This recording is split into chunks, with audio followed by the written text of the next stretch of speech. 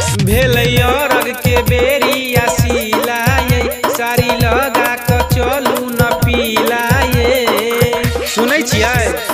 पीला ये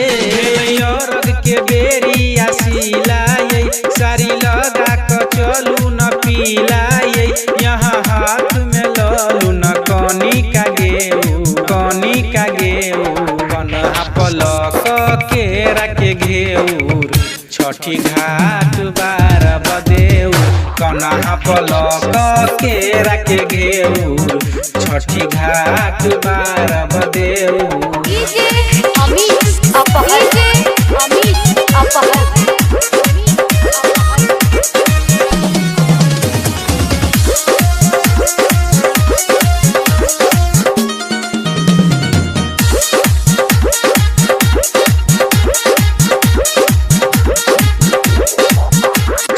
मैया के बहुते छै शक्ति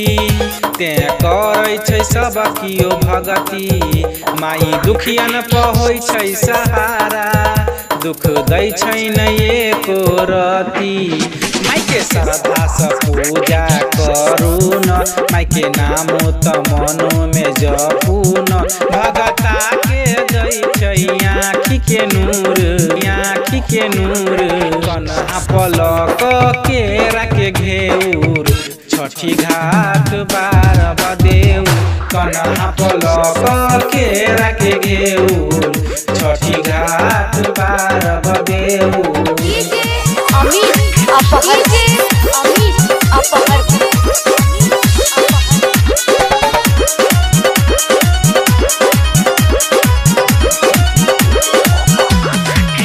छठी मैया छै बहुते दयालु घर घर में होय छै पूजा पूरा दुनिया छै झूमल आजू जीत नारायण गाबै छै गाना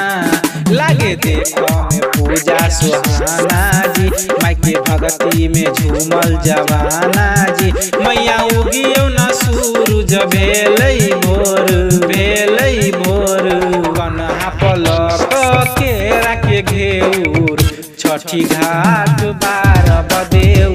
कन्हा पलक के रखे घेऊर छठी घाट बार बदेऊ।